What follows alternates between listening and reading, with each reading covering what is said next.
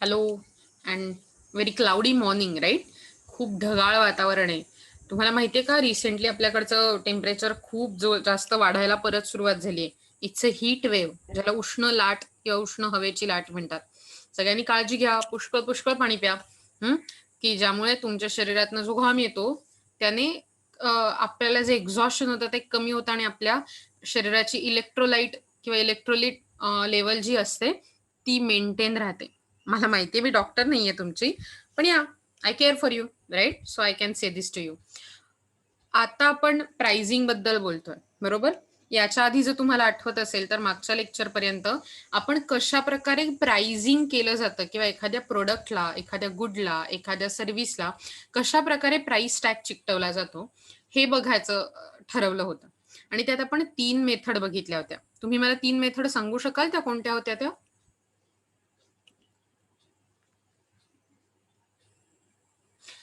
Cost plus method होती का? Cost plus pricing method, ज्याला मार्कअप प्राइसिंग असंही म्हणतात, बरोबर ना? नंतर दुसरी होती ज्याला आपण बघितली होती ती प्राइस डिस्क्रिमिनेशन मेथड, जी आपण ज्यात बघितलं आपण की ज्यात फर्स्ट, सेकंड आणि थर्ड डिग्री प्राइस डिस्क्रिमिनेशन असतं. आणि तिसरी जी मेथड होती जी आपण कॉस्ट प्लस नंतर बघितली होती ती होती marginal cost pricing method. So ज्यात आपण हे बघितलं होतं की फिक्स्ड कॉस्ट कन्सिडर नाही केल्या जात, व्हेरिएबल कॉस्टच फक्त कन्सिडर केल्या जातात, बरोबर? होपफुली हे सगळे डिटेल तुम्ही लक्षात ठेवणं अपेक्षित आहे.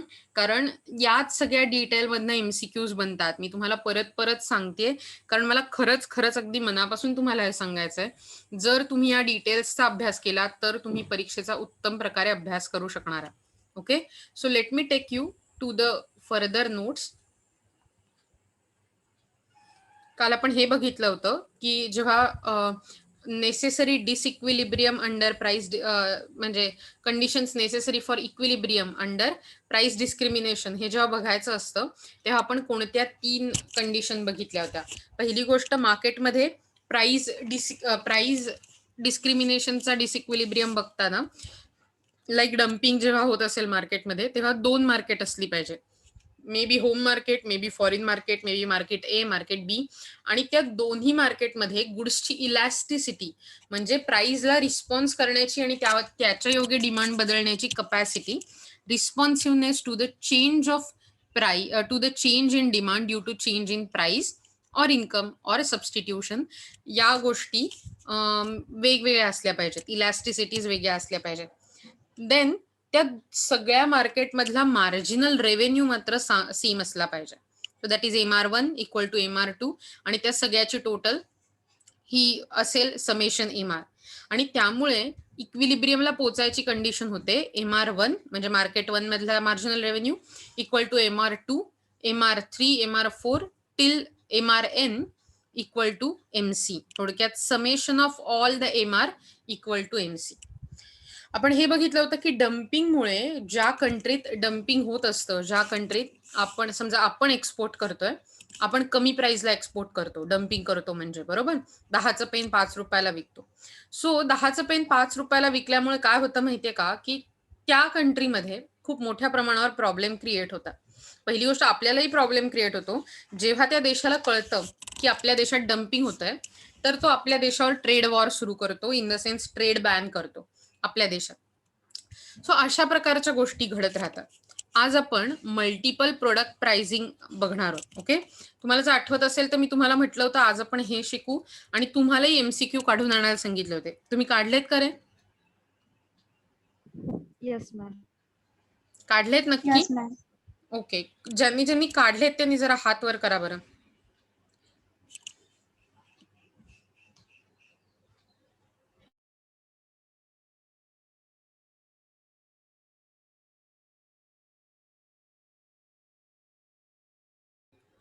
बरं, अख्ख्या वर्गात मला दोघींनीच काढलेले दिसत आहेत, अमृता आणि नुपूरने. आपण काय करूया, हे शिकवून झाल्यावरती मी तुमच्याकडचे जे MCQs असतील ना ते आपण एकमेकांना विचारूया, सो दॅट आपल्याला कळेल की आपल्याला त्याची उत्तरं देता येत आहेत का. Okay, let's see what is multiple product pricing. Most firms today produce more than one product. Okay, Nupur हात खाली केलास तरी चालेल. Most firms today produce more than one product, sell in one more than one market. म्हणजे अनेक firms फक्त एकच product बनवत असतात असं असतं का? नाही, ते वेगवेगळी बनवत असतात. उदाहरण द्यायचं झालं तर ब्रिटानिया कंपनी सगळ्यांना माहितीये का रे तुम्हाला? ब्रिटानियाचं Yes, ma'am. Marigold Yes, biscuit ma'am. असतं, टायगर बिस्किट असतं आणि आता तर त्यांचे अनेक वेगवेगळ्या प्रकारची क्रीम बिस्किट्स असतात, बरोबर? सो अशी वेगवेगळ्या प्रकारची बिस्किट असतात. म्हणजे आपण असं म्हणू शकतो का इव्हन ते केक विकतात. ब्रिटानिया कंपनीचे केक प्रसिद्ध आहे. आता तर ते मॅक्रून नावाची गोष्ट पण मार्केटमध्ये आणतात. तुम्हाला माहिती असेल कदाचित मॅक्रून. तर अशा प्रकारे एक कंपनी ही वेगवेगळ्या प्रकारची प्रोडक्ट विकू शकते. They produce variety of products instead of specialization in one product. One important reason for that firm produce more than one product is to make fuller use of their plant and production capacities. असा विचार करा की मजेने म्हटलं जातं बरं का, की तुम्ही अमूलचं ते म्हणजे आता हा अमूलचा ब्रँड आहे म्हणून नाही, मी हा अत्यंत जोक म्हणून सांगते तुम्हाला, फन म्हणून.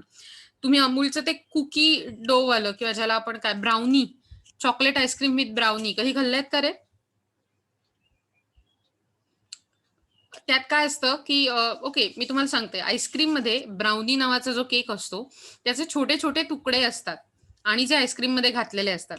माझे बाबा मजेने असं म्हणतात की हे आईस्क्रीम म्हणजे अत्यंत खर्च कमी करण्यासाठी, कॉस्ट बेनिफिट मिळवण्यासाठी केलेलं आईस्क्रीम आहे. आईस्क्रीम सगळ्या डब्यांमध्ये भरून झाल्यावर पण उरतच की नाही, तर ते उरलेलं आईस्क्रीम आणि ते छान केक बनवतात अमूलवाले, बरोबर ना? तर उरलेला सगळा केक ज्याचे असे तुकडे तुकडे तुकडे उरलेले असतात ना, मेन मोठे मोठे छान पीसेस ठेवल्यावर, तो उरलेला केक यांचं फक्त मिक्सचर करून आपल्याला देतात. सो माझे बाबा जरी मजेने म्हणत असले आणि अमूलवाले जरी तसं करत नसतील बिलकुलच, तरी सुद्धा हे बेसिक रिझन काय असतं की जे प्लांट, जी मशिनरी फर्म मध्ये वापरली जाते, जी प्रोडक्शन कपॅसिटी फर्म मध्ये आहे, त्याचा पूर्ण वापर करून घेण्यासाठी म्हणून मल्टिपल प्रोडक्ट्स म्हणजे वेगवेगळ्या प्रकारची प्रोडक्ट्स विकली जातात. For example, automobiles firm like Tata Motors produces a wide range of buses and small car. So, in each case of product will have independent demand curve and hence a separate price. So, असा विचार करा, बस आणि car याची किंमत same असेल का रे? नाही असणार सेम, वेगवेगळीच असणार आहे किंमत बस आणि कारची, बरोबर ना? आणि ऑब्व्हियसली ज्या माणसाला बस खरेदी करायचे तो कार खरेदी करणार नाहीये आणि ज्याला कार खरेदी करायचे तो मजा मजा म्हणून बसही खरेदी करणार नाहीये, बरोबर ना? आणि त्यामुळे त्या दोघांचे डिमांड कर्व हे इंडिपेंडंट म्हणजे एकमेकांपेक्षा अतिशय वेगळे आणि एकमेकांवर बिलकुल अवलंबून नसलेले असतात आणि त्यामुळे त्या दोघांची प्राइस ही सेपरेट, वेगळी वेगळी, डिफरंट असते. Pricing of a variety of product goods produced by a single firm is called multi-product pricing or product line. So multi-product pricing किंवा product line असं म्हटलं जातं याला. In the case of multi-product pricing, there are separate demand functions for different products while there is only one cost function for all the products. म्हणजे आपण असं म्हणू शकतो की डिमांड फंक्शन वेगवेगळी असतात, लोकांच्या डिमांड वेगळ्या असल्यामुळे, पण बनवण्याचं कॉस्ट फंक्शन जे असतं ते मात्र एकच असतं. आणि म्हणून प्रोडक्ट्स विथ, तुमच्याकडे जर वह्या असतील तर प्लीज हे लिहून घ्या. Products with inter related demand म्हणजे एकमेकांवर अवलंबून असलेल्या डिमांड जर असतील तर टू प्रोडक्ट्स ए अँड बी त्यांचा मार्जिनल रेव्हेन्यू कसा काढणार आहेत? तर MRA इज इक्वल टू, तुम्हाला माहितीये मार्जिनल रेव्हेन्यू काढण्यासाठी, ओके, सो जेव्हा MRA बद्दल विचार करतोय आपण तेव्हा MRA चा फॉर्म्युला काय आहे? हा डेल्टा आहे, ट्रायंगल म्हणजे, आणि या छोट्या डेल्टा ट्रायंगलचा अर्थ असतो डिफरन्स. ओके, म्हणजे दोन प्रोडक्ट मधला डिफरन्स TRA आणि TRA-1, that is delta A. थोडक्यात सांगायचं झालं तर मला माहितीये कदाचित तुम्हाला बोरिंग वाटेल, पण इट्स अ मॅथमॅटिकल कन्सेप्ट. तुम्ही जेव्हा डेल्टा म्हणता तेव्हा त्याचा अर्थ असतो डिफरन्स. कुठेतरी लिहून घेताय का रे बाळांनो? म्हणजे बरं पडेल तुम्हाला पण. Yes, ma'am. सो डेल्टाचा अर्थ असतो डिफरन्स. ओके, आणि डिफरन्स आता कशातला आहे? तर त्यांनी डेल्टा TRA असं म्हटलंय. सो असा विचार करू, ए च्या ऐवजी आपण 2 असं कन्सिडर करू. Okay, delta TR2. So delta TR2 असं जर मला म्हणायचं असेल, तर मला असं म्हणायला लागतं, की TR2 आणि TR2च्या मागचं असलेलं प्रोडक्ट. म्हणजे 2 हे दुसरं प्रोडक्ट आहे, असं आपण समजू. तर याचा अर्थ असतो टोटल रेव्हेन्यू मला पहिल्या प्रॉडक्टपासून किती झालाय आणि टोटल रेव्हेन्यू मला दुसऱ्या प्रॉडक्ट बनवताना किती मिळालाय, या दोघांमधला difference. So TR2 minus TR1 is it delta TR2. हे तुमच्या लक्षात येतंय मी काय सांगतेय ते? ज्यांच्या लक्षात येत नाही त्यांनी मला विचारा बरं. पुन्हा एकदा सांगते मी तुमच्यासाठी. डेल्टा याचा अर्थ असतो डिफरन्स, आणि जर समजा डिफरन्स डेल्टा TR2 असं म्हटलंय, याचा अर्थ दुसऱ्या गोष्टीचं मार्जिनल प्राइस काढण्यासाठी डेल्टा TR2 काढतोय. तर त्याच्यासाठी आपल्याला फॉर्म्युला वापरायला लागतो, की दुसरी जी वस्तू आहे त्याच्यापासून मिळालेला TR म्हणजे टोटल रेव्हेन्यू मायनस त्याच्या आधीची म्हणजे पहिली. इथे जर समजा 3 असतं, तर आपण इथे TR1च्या जागी TR2 घेतलं असतं. इथे जर 7 असतं Aच्या जागी म्हणजे TR7, तर TR7 मायनस TR6 घेतलं असतं. थोडक्यात ती वस्तू तेव्हा म्हणजे दुसरी वस्तू प्रिपेअर केल्यावर किंवा दुसरी वस्तू विकल्यावरती झालेला टोटल रेव्हेन्यू मायनस त्याच्या मागची वस्तू विकल्यावर झालेला टोटल रेव्हेन्यू TR1. येतंय लक्षात तुमच्या? सो अशा प्रकारे डेल्टा TR चा अर्थ काढला जातो, डिवायडेड बाय QA म्हणजे quantity sold for A product. ह्यातला पण डिफरन्स तसाच असणार आहे, QA चा plus delta TRB upon delta QA.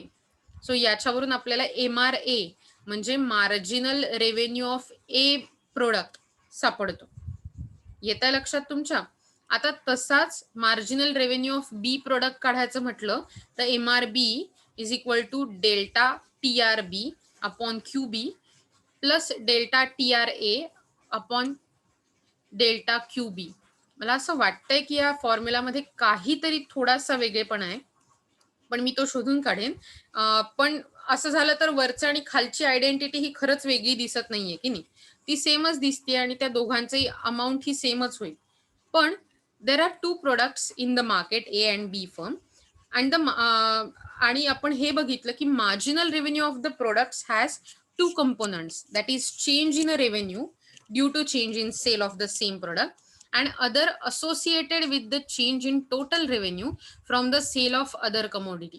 म्हणजे दोन प्रोडक्ट म्हणण्यापेक्षा दोन कंपोनंट्स कुठचे दिसतात आपल्याला, तर त्या कमोडिटीच्या सेलमध्ये झालेला फरक आणि ओव्हरऑल टोटल जो सेल झालाय, टोटल रेव्हेन्यू काय जो कलेक्ट झालाय त्याच्याशी असलेलं relation. The right side of the both equation refer to the change in the total revenue from the sale of one commodity A or B due to change in the quantity sold of the other commodity. म्हणजे A आणि B या A किंवा B या commodities मध्ये असा विचार करा, पहिल्यांदा ए कमोडिटीच्या सेलमध्ये किंवा रेव्हेन्यू मध्ये काय फरक झालाय, कारण बी कमोडिटीमध्ये च्या सेलमध्ये फरक पडलाय म्हणून. वेराज खालचा विचार केला तर बी कमोडिटीच्या सेलमध्ये झालेला फरक कशामुळे हा फरक पडलाय, तर ए कमोडिटीच्या टोटल रेव्हेन्यू मध्ये टोटल सेल मध्ये झालेल्या फरकामुळे. Okay, if the values of the right side of the equation are positive, म्हणजे पुन्हा एकदा MRA किंवा MRB इक्वल टू नंतर जे काही आलेलं आहे त्या दोन्ही व्हॅल्यू जर समजा पॉझिटिव्ह असतील तर total revenue of a commodity A increases due to sale of B. म्हणजे ए कमोडिटीचा सेल हा वाढतोय कारण बीचा पण सेल वाढतोय असं असतं. Whereas on the other hand, if the values are negative, then we can say A आणि B हे क्लोज सबस्टिट्यूट आहेत. म्हणजेच जर समजा राईट साइडची व्हॅल्यू पॉझिटिव्ह असेल तर ए आणि बी या कमोडिटी एकमेकांच्या कॉम्प्लिमेंटरी आहेत. एकाचा सेल वाढला दुसऱ्याचाही वाढणार. पेन आणि रिफिल, शूज आणि शूजच्या लेस, राईट साइडचा शू किंवा राईट साइडची चप्पल आणि लेफ्ट साइडची चप्पल. सो राईट साइडच्या चप्पलची सेल वाढला की लेफ्ट साइडची चप्पलची पण सेल वाढतो रेट. असं होतं का मी एकाच बाजूची चप्पल घेऊन आली, नाही होत ना असं. सो दॅट इज जर समजा राईट साइडची व्हॅल्यू पॉझिटिव्ह असेल तर वी कॅन से की देर इज सिम्पली ए आणि बी कमोडिटीजचा सेल एकमेकांबरोबर वाढेल आणि त्या एकमेकांना कॉम्प्लिमेंटरी कमोडिटीज आहेत. अगेन्स्ट जर समजा असं झालं की ही राईट साइड इक्वेशन समोरची ही निगेटिव्ह आहे उत्तरात, तर ती निगेटिव्ह असेल तर आपण असं म्हणू शकतो की ए आणि बी हे एकमेकांना क्लोज सबस्टिट्यूट आहेत, ते एकमेकांचे सबस्टिट्यूट आहेत. म्हणजे ए चा सेल वाढला तर बी चा कमी होणार, बी चा वाढला तर ए चा कमी होणार. थोडक्यात सांगायचं झालं तर कोको कोला आणि पेप्सी, कोको कोलाचा सेल वाढला तर पेप्सीचा सेल कमी होणार, पेप्सीचा सेल वाढला तर कोको कोलाचा सेल कमी होणार, कारण MRA is equal to negative answer आलाय किंवा MRB is equal to negative answer. एवढी सगळी बडबड केल्यावरती तुम्हाला नक्की लक्षात आलंय का मल्टी प्रोडक्ट प्राइसिंग म्हणजे काय?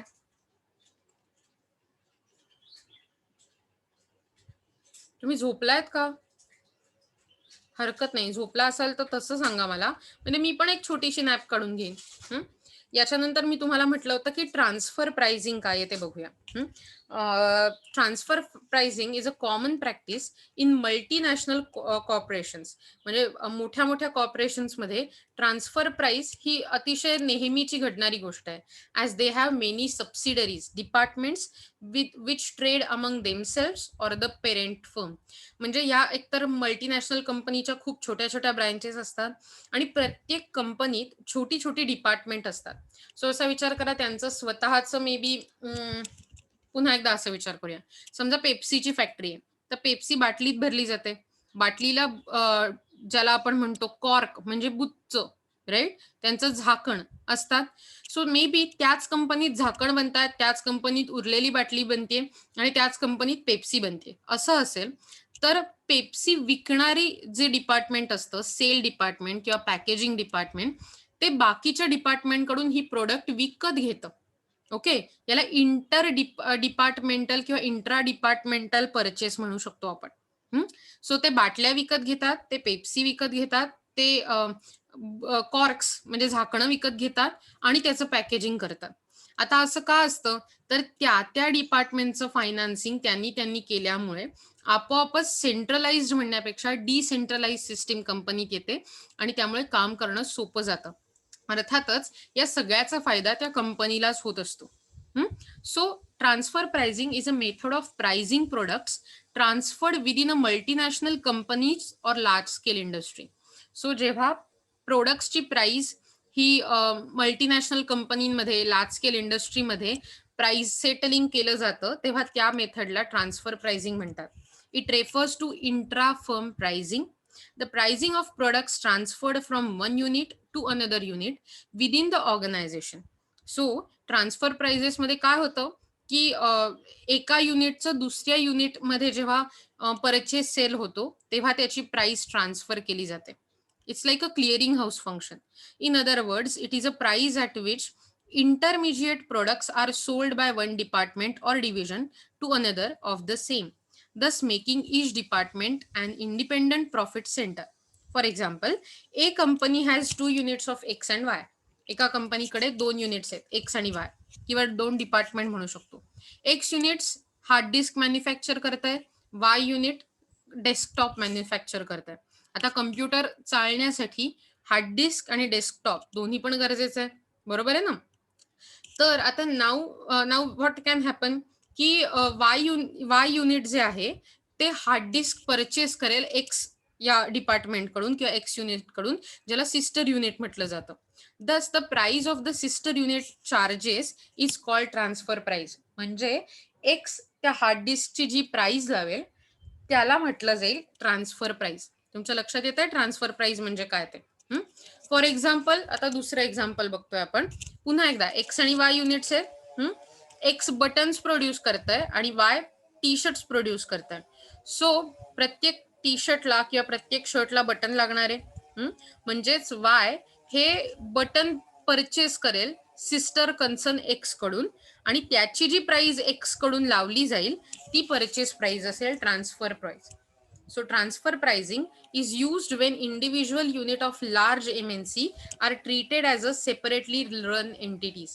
म्हणजे त्या स्वतंत्र कंपनी असल्यासारख्या जेव्हा ट्रीट केल्या जातात, छोटी छोटी डिपार्टमेंट स्वतंत्र एंटिटी असल्यासारखं, तेव्हा त्याला ट्रान्सफर प्राइसिंग असं म्हटलं जातं. आता ऑब्जेक्टिव्ह काय आहेत ट्रान्सफर प्राइसिंगची? तर मेन ऑब्जेक्टिव्ह आपल्याला कळतात की प्रॉफिट वाढवण्यासाठी टोटल कंपनीचा. कारण असा विचार करा की एकच डिपार्टमेंट आणि डिपार्टमेंट टू डिपार्टमेंट असं जर सेल परचेस झालं तर प्रत्येकाला जास्तीत जास्त प्रॉफिट हवा असतो, जास्तीत जास्त प्रॉफिट कमवायचा असतो. म्हणजे कंप्लीट एफिशियन्सीवर जास्तीत जास्त प्रॉफिट मिळवण्याच्या उद्देशानंच एक डिपार्टमेंट दुसऱ्या डिपार्टमेंटशी डील करेल. आपोआपच ॲग्रीगेट प्रॉफिट म्हणजे टोटल प्रॉफिट वाढेल. देन याच्यामुळे टॅक्स बर्डन पण रिड्यूस होतं. तिसरं, यामुळे इंडिपेंडंट प्रॉफिट सेंटर बनवणं सोपं जातं कंपनीमध्ये. म्हणजे असं होत नाही, जेव्हा एखाद्या कंपनीचा तोटा होतो किंवा जेव्हा एखाद्या कंपनीत काही प्रॉब्लेम होतात, तेव्हा ते पूर्ण कंपनीभर प्रॉब्लेम होत नाही. तर त्या पर्टिक्युलर डिपार्टमेंट पर्यंत प्रॉब्लेम सीमित राहतात. कम्प्लिटली आपण काय म्हणू, एक कंट्रोल करू शकतो. Then to facilitate parent companies control over its subsidies. म्हणजे थोडक्यात अशा प्रकारे जर डिसेंट्रलाइज सिस्टीम असेल, तर मेन कंपनीला, हेड ऑफिसला या ब्रँचेसवर, सबसिडरीजवर, डिपार्टमेंटवर लक्ष ठेवणं सोपं जातं, कंट्रोल करणं सोपं जातं. To measure the economic performance of individuals profit centre. म्हणजे ऍक्च्युअल प्रत्येक डिपार्टमेंट किती एफिशियंट आहे हे समजण्यासाठी खूप त्याचा वापर चांगल्या प्रकारे केला जातो.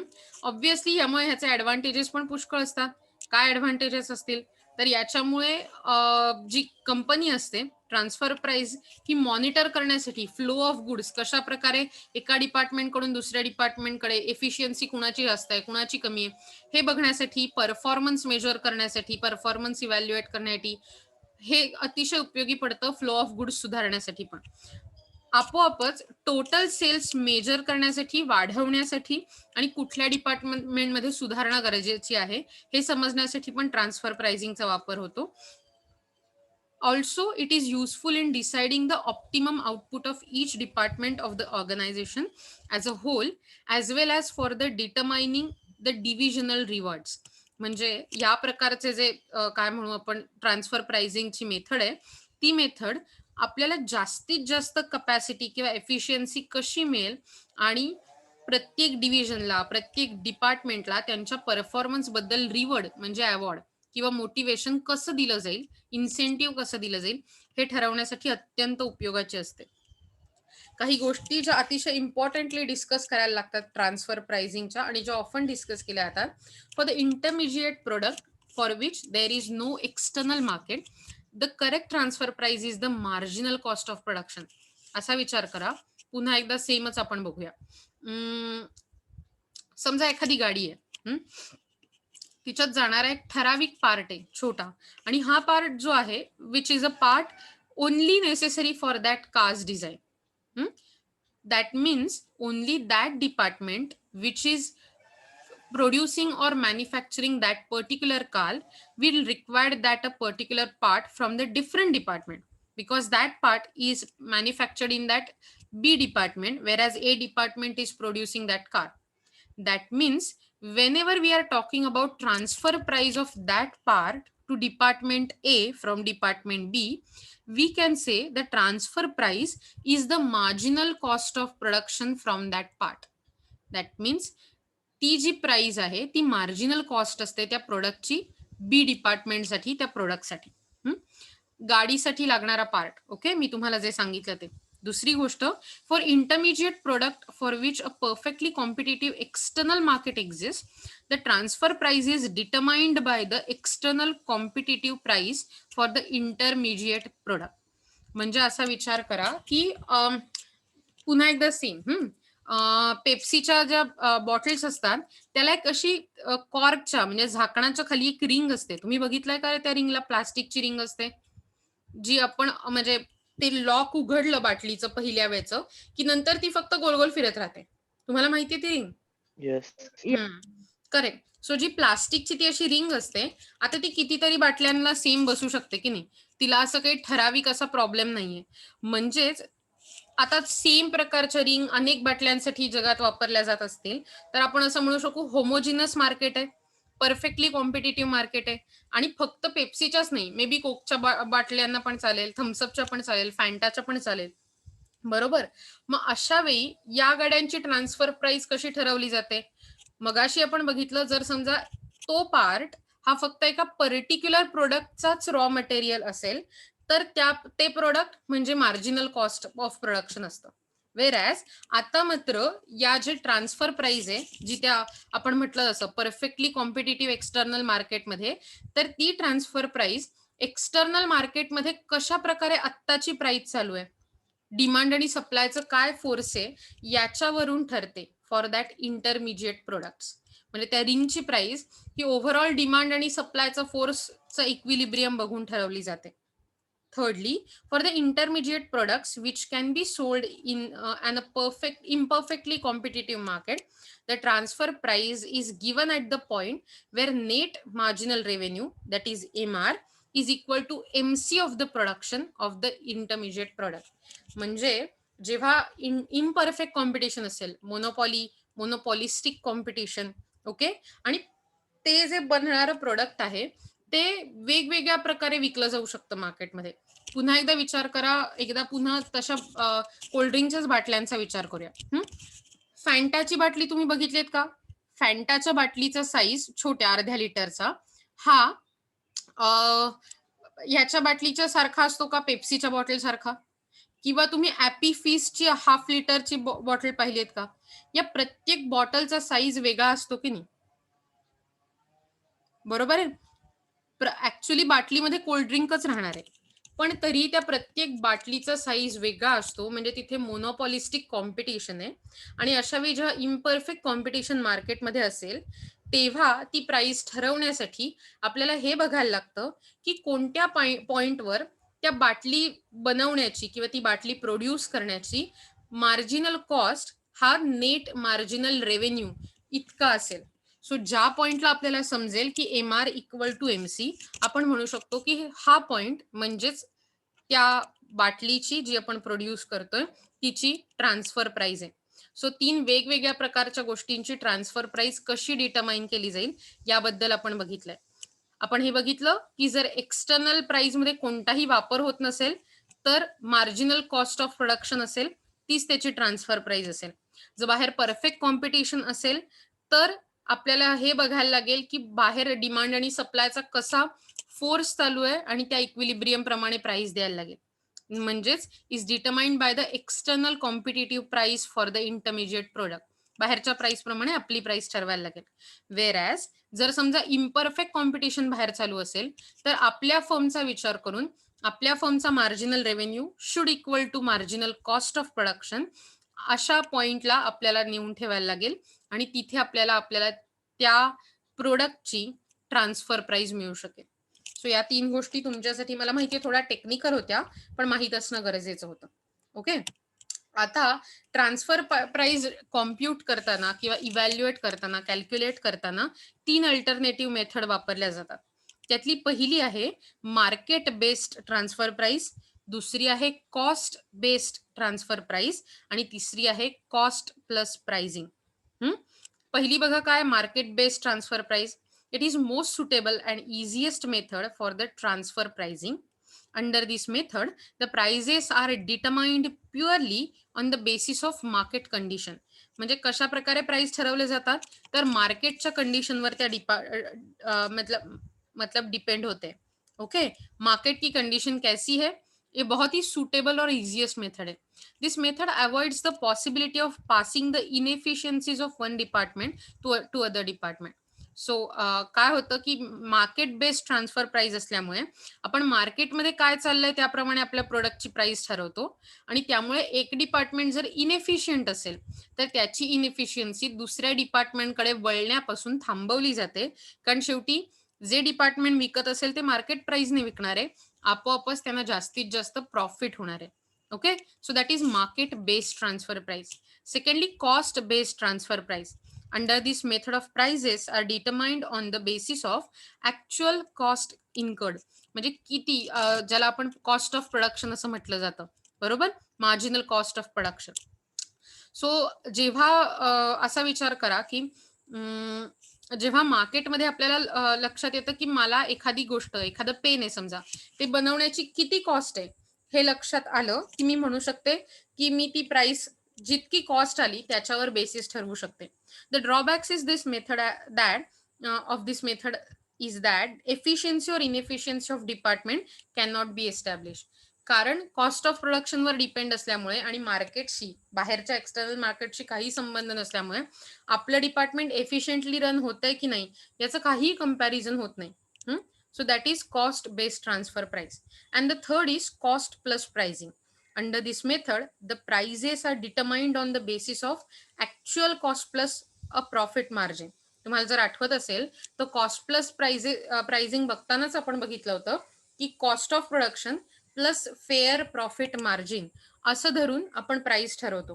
ही मेथड प्रॉफिट वाढवण्यासाठी डिपार्टमेंटचा खूप उपयोगी ठरते आणि याच मेथडमुळे कंपनीचा प्रॉफिट वाढायलाही मदत होते.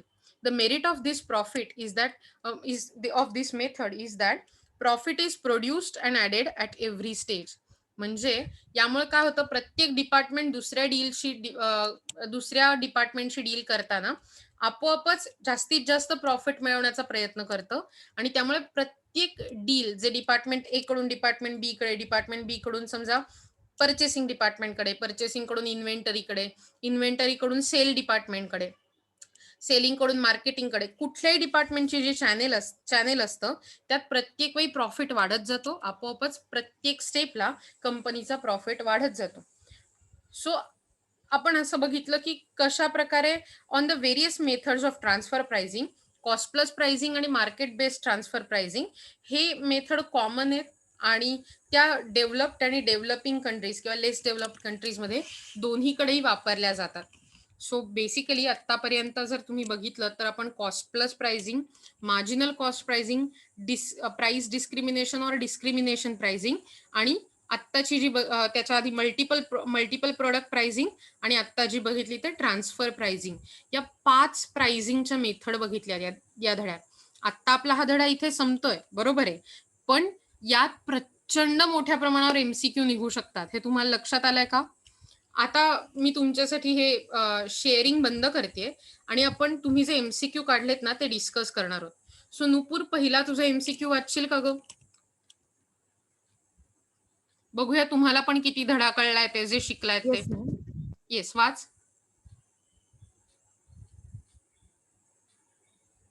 ओके.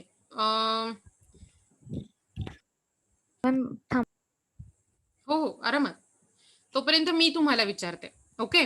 माझा पहिला क्वेश्चन असा आहे, dash is non as perfect price discrimination. Dash degree price discrimination is non as perfect price discrimination. तुमच्यासाठी ऑप्शन आहे फर्स्ट, सेकंड, थर्ड, फोर्थ. सांगा बरं उत्तर. तुम्ही मला चॅट करू शकता, पटकन चॅटवर उत्तर टाका सगळ्यांनी. पटकन वेळ नाही आपल्याकडे. अमृता, तुझे पण क्वेश्चन तयार ठेवशील.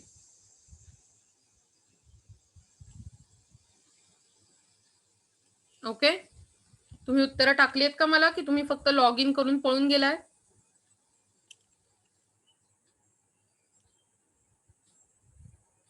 नाही माहिती तुम्हाला? Already defeated.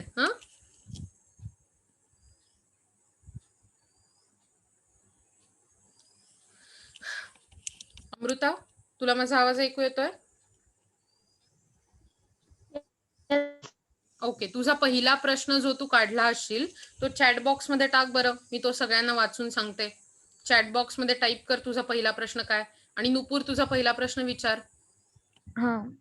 Dash dash is a common practice in multinational corporation. Correct. So dash pricing is a common practice in multinational cooperation किंवा मल्टीनॅशनल कंपनीज. सांगा बरं उत्तर. तुम्हाला कुणाला माहितीये का? तुला काय वाटतं नुपूर? तू, मी आणि अमृता इतकेच लोक इथे आहोत, बाकी सगळे नुसते लॉग इन करून निघून गेले. Okay. So yes Muskan. Transfer pricing. Very good. Transfer pricing. Great. जुईमाने पण उत्तर दिलंय. Very good. बरोबर आहे जुईमा, एकदम उत्तर. So transfer pricing. नुपूर, बरोबर आहे का उत्तर? Yes ma'am. Very good. Amruta, मला वाटतं तुझा प्रश्न अजून आला नाहीये, हरकत नाही. तोपर्यंत नुपूरचा पुढचा क्वेश्चन घेऊया आपण. सांग बरं नुपूर पुढचा question. Transfer pricing refers to dash dash pricing. Correct. Transfer price refers to dash dash pricing. कुठल्या प्रकारचं प्राइसिंग आहे रे हे? कोणी सांगू शकाल? बघा बरं आणि सांगा उत्तर. पुन्हा एकदा टाईप केलं तरी चालेल, सांगितलं तरी चालेल. मी तुम्हाला 1 मिनिटाचा वेळ देते.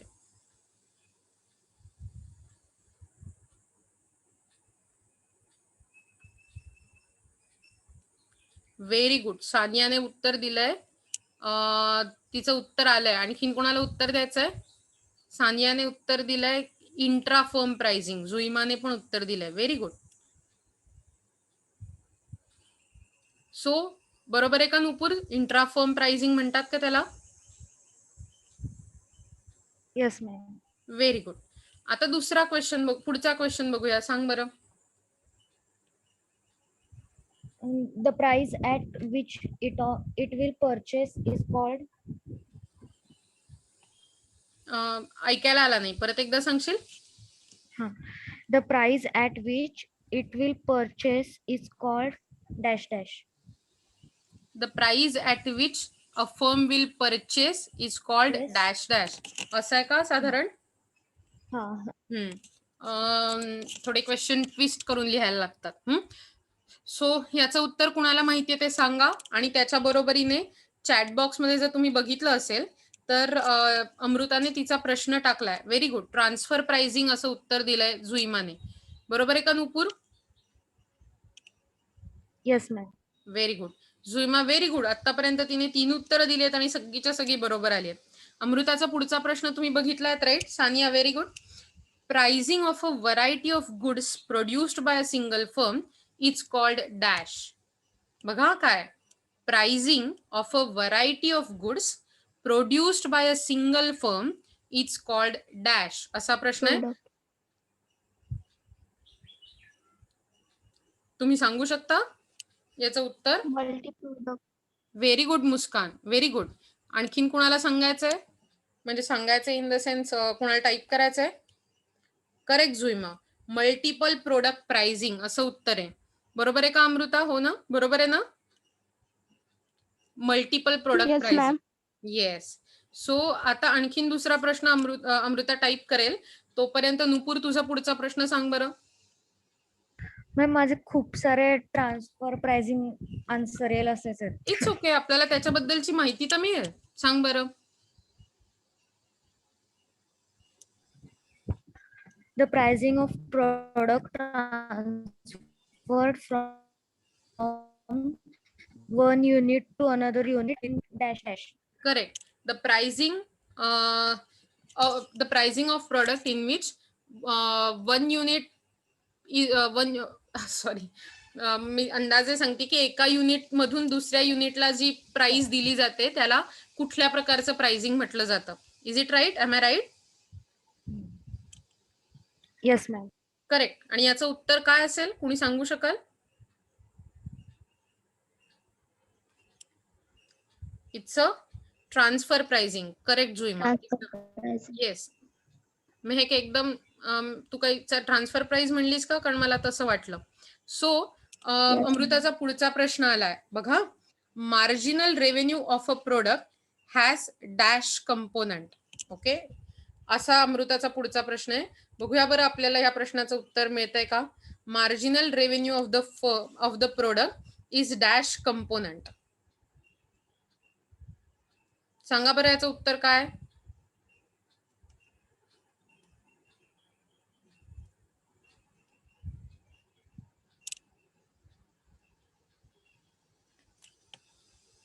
माझ्या मते सगळेच आम्ही अडकलेले आहोत नाही का? अमृता तू सांग बरं याचं उत्तर काय? Very good. टू कंपोनंट असं सानिया आणि श्रुती यांनी उत्तर दिलंय. बरोबर आहे का Amruta? Yes ma'am. Yes. Very good. Very good. किती मस्त. बघा तुमच्या लक्षात येत आहे का? आपण जर असं मुस्कान बरोबर आहे. सो असं जर आपण केलं तर तुम्हाला घरी काही अभ्यासच नाही करायला लागणार. इन द सेन्स अशाच प्रकारे करायचं असतं अभ्यास MCQचा. ओके. सो उद्याला तुम्ही असं करणार का? उरलेल्या ज्या प्राइजेस आहेत ना